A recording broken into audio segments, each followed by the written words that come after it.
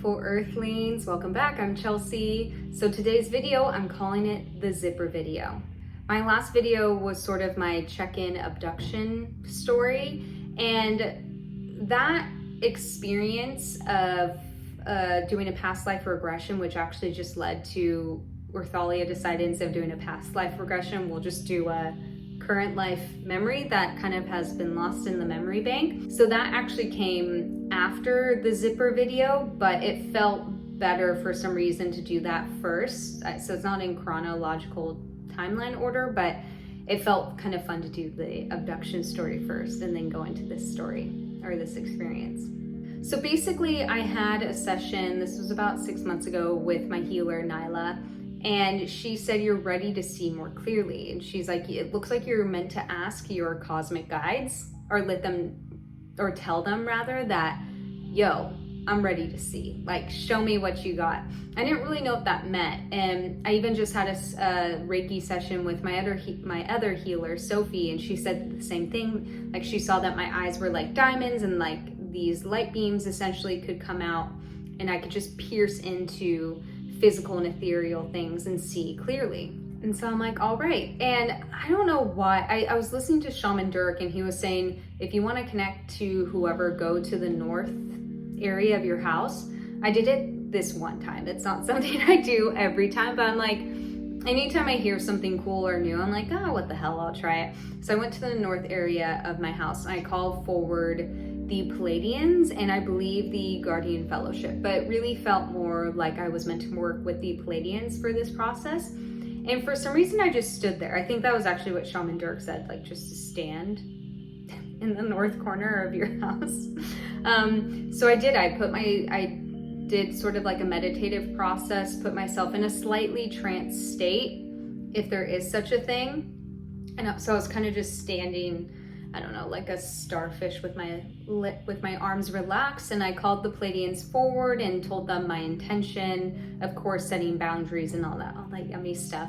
But my intention of like, I'm ready to see more clearly. I'm not exactly sure what that means yet, but I'm open. So show me. And I felt them come in and stand behind me, which felt weird or different rather. I mean, I've had like entities, like beings stand behind me before, but usually they're like kind of in front and will kind of fill in from behind. And it's almost like they walked in from behind and they were like, do we have your permission to give you or grant you this experience? And I was like, yeah, you do. And one of them, oh, I'm getting the chills just thinking about it. So this is all in my mind's eye and like this sort of astral ethereal realm, kind of like grabbed what was a zipper from the top of my head and began pulling down my spine all the way down to my feet. And as they did that, the feeling, it grosses me out. I don't know why, it just makes me feel so weird. Like I could feel it, just like the weirdest shiver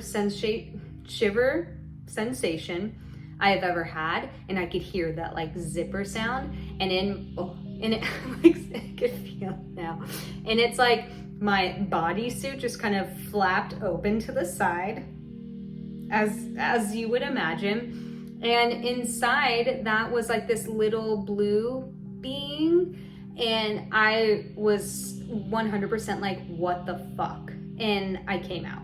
I just was like, nope. No.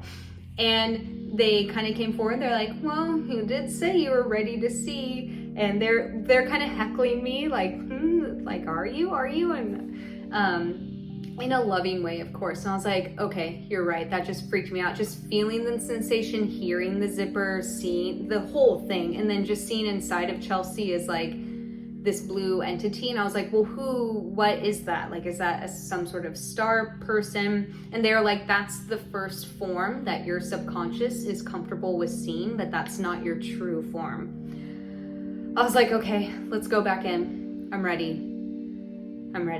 And so they did the zipper thing again. And it's like, this time it was still kind of bluish. I was still like this small little entity, but my skin was bluish, but like covered in the stars and galaxies of like the universe, kind of creating this notion that I am a child of the cosmos, but also just a child of source and the universe itself.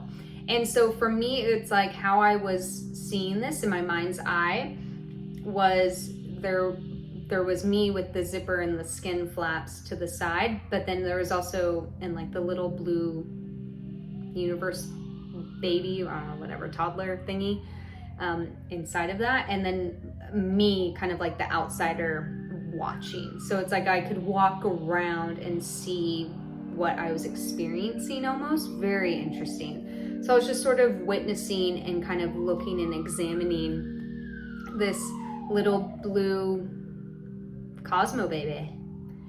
And then they said, are you ready for the next form? And they kind of just, for a while, it was probably only a couple seconds, but it felt like 15 minutes.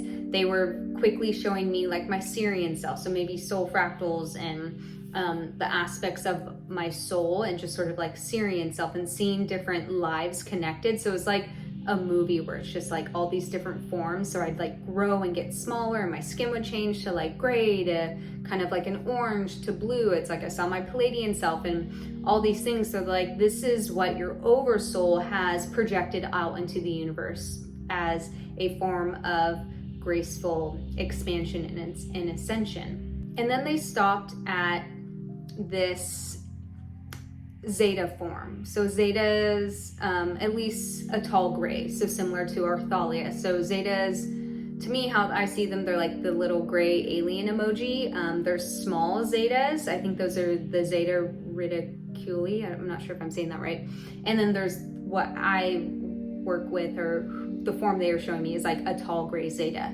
And this, he came forward, he chose the gender he, and he told me his name is Bharath or Bharath, which I Googled means art in Hindu, which I thought was really cool. Often when they tell me names, I'm like hitting Google to see if there's any Earth translation. Of course, that's his Earth name. And there was something very powerful about him. There's something very majestic and ethereal.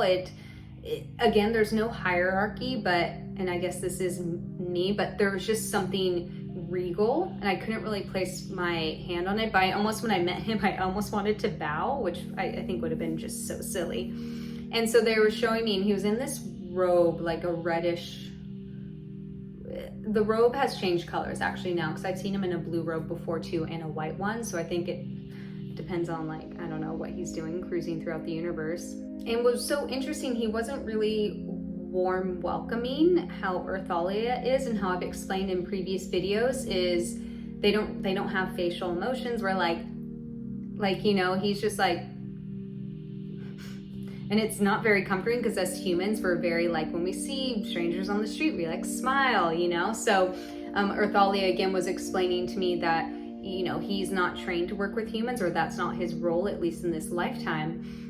And they were showing me how I am a hybrid of his DNA. He is part of this, I don't know, I really don't know about hybridization on Earth, or at least this is just the beginning, but there must be some sort of program, or I'm not really sure, but that he chose to create or help create. And this isn't like he went into my mother's womb. This is done on like a soulful level, as I see it, like at an energetic ethereal level. There's no like tampering with human wombs as I see it, as they've shown me, at least not in like an invasive, I don't know, like in a weird evasive way. But yeah, so it's like they're showing me that I'm this Zeta hybrid, and that I carry his DNA, and that I'm meant to kind of go forward as this half human, half ET race, and that this sort of, the hybridization is common. It's been done on Earth before, during Atlantis, during Lemuria, even during ancient Egyptian times, and it is something that is actually quite natural with planets. There's not this idea of like purity with race within the light being realm. They're very much like, yeah, humans have these amazing genetics and DNA sequences that would mix perfectly with these certain ET races to create sort of this amazing light being, I don't know, kind of, I don't want to say superhuman, but it's just this idea of progression, of moving forward as a collective, letting go of separation and moving closer to unity. And Bharath is like this really cool cat. He's just part of like several cosmic councils. He works closely with the Galactic Federation. And so they're trying to explain it to me, and I'm not really sure. He works on a separate council. I will not be working directly with Bharath. I'm meant to be working with Earthalia. But since Bharath and I shared like DNA consciousness, I'm not really sure how it works. I'll be working as a form of him, or maybe he's a form of me, but with the Guardian Fellowship while he continues his work actually outside of this galaxy, maybe even outside of this universe. It seems like that's sort of the point, similar to like the Oversoul wanting to split off and to do different incarnations throughout the cosmos. It's sort of the same thing with working as a hybrid, of being able to share that knowledge and that wisdom and these sort of cosmic alien powers and have them be integrated in a physical earthly realm. So that's sort of all they've shared with me thus far about what it means to be a hybrid. I haven't really been shown more. And again, I'm not really attached to it. Like when they showed me, I was like, oh, that's interesting. That's pretty unique. Like I can feel that. I'm down with that. And again, with my abduction video, it kind of makes sense of why they would come and check in on me and how's my DNA doing? How are my vitals? And really seeing how I'm progressing and integrating as like this half human, half ET being. And one thing they showed me, so I've seen this past life so many times. It was one of the first past lives I ever saw where it was ancient Egypt, so it was more like Kemet probably. And I was this high priestess woman, but I was a Syrian in a human form, and I was actually a Syrian human hybrid and a walking light being. And I would use these healing powers that would come out of my left hand. And I remember seeing it, and I would like walk onto this platform, walking side by side with the pharaoh and his queen, and I would just spread that healing energy all over the crowd, sort of the king's disciples. And I openly used my gifts, and I openly was like, yeah, I'm from Sirius, like, and I looked human, but there were sort of alien qualities to me. So they're showing me that I've worked as a hybrid human before, and they kind of put the hybrid initiation on pause, I guess, just because our consciousness wasn't ready. I think our consciousness was quite elevated during ancient Egypt, but then with the timelines that needed to come out and play, they're like, let's put it on hold just a little bit.